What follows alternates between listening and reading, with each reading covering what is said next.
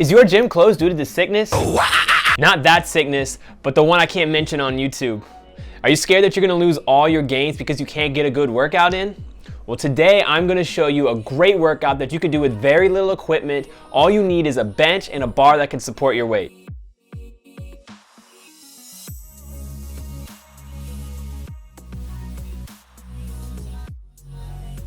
So what's going on, guys? It's Rob here from fitnessandfinance.com, and today I'm going to show you a workout that you can do without your gym membership.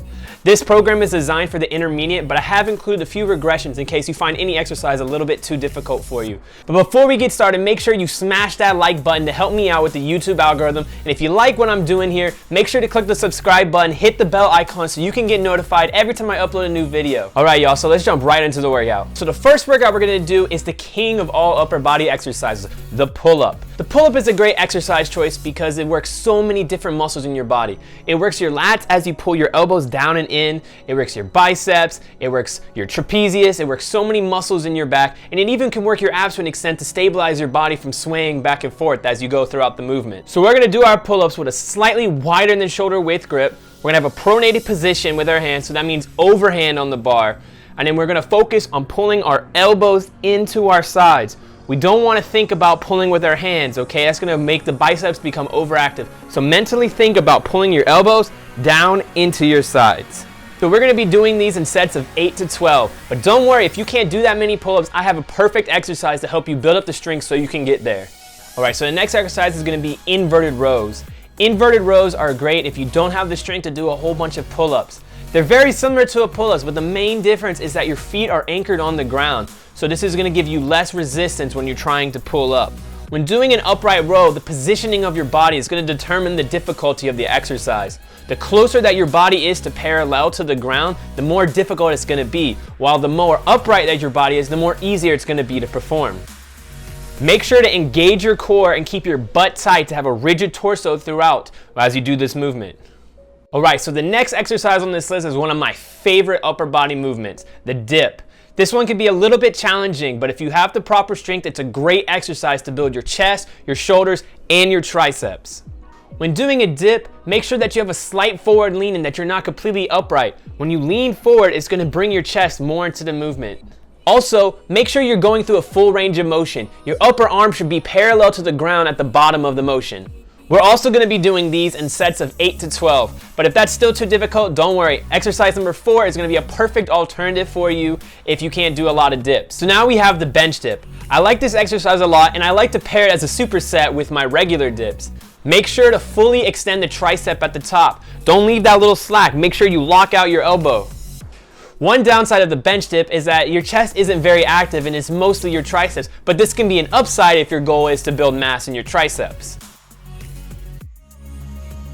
Number 5 on the list, we're halfway there. This exercise is called the split squat.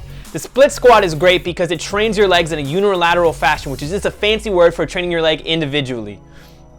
Training your legs individually is very important because it helps you prevent muscle imbalances. Try to get to 15 reps per leg. So that means do 15 reps on one leg and then swap to the other leg to do another 15 reps. After doing a few reps of these, I'm sure you'll be feeling it in your quads. Maintaining proper balance can be pretty difficult during this exercise, but that's why I think it's so great, because so many people overlook the importance of balance training. Next up, exercise number 6. Most people are familiar with this one, the classic push-up. The push-up is great because it works your chest, your anterior deltoid, and your triceps. Make sure to keep your body rigid throughout the movement and don't arch your lower back. I'm using a shirt here because the bench was too hot for me to touch. I was stopping the spread of the disease. If you're not able to perform regular push-ups, don't worry. You can do modified push-ups on pretty much any surface that can support your body weight. Just like inverted rows, the angle of your body determines the difficulty of the movement. All right, number 8. If you made it this far, you're probably already breaking a sweat. I know I was in that Florida heat. This exercise is called a calf raise, but I like to do mine a little bit differently. See, your calves do 2 different motions, plantar flexion and dorsiflexion. Plantar flexion is when you plant your toes down in the ground like you would when you're standing on your tippy toes. Dorsiflexion is when you point your toes upward, and you can memorize that because the dorsal fin on a fish is the fin on the top. So when you point your toes upwards, it's dorsiflexion, dorsal dorsi. Because our calves are capable of two different motions, it's important to train both to have proper development of the calf muscles.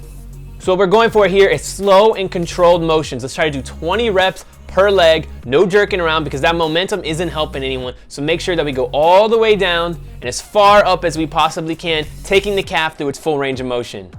All right, so number 9 on this list is an exercise called the windshield wiper.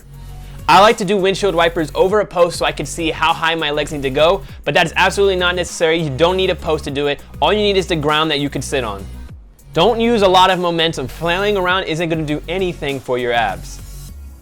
You can increase or decrease the difficulty of this exercise by adjusting how high or how low that your legs move. All right, finally, we're at the end of the list. Number 10, an exercise called Inannounce. No, not the fast food restaurant. This is an exercise that targets the rectus abdominis, the six-pack muscle. Be sure to bring your body forward as you bring your legs inwards to increase the crunch on your abs. All right, so there you have it. 10 exercises that you can do with little equipment during this beer outbreak. But on a serious note, please make sure to wipe down all public equipment after use and wash your hands regularly so we can get rid of this pandemic and hurry up and get back into the gym. Before I go, make sure that you hit that like button, hit it right now. Hit that like button, subscribe to our channel, and then I'll see you next time.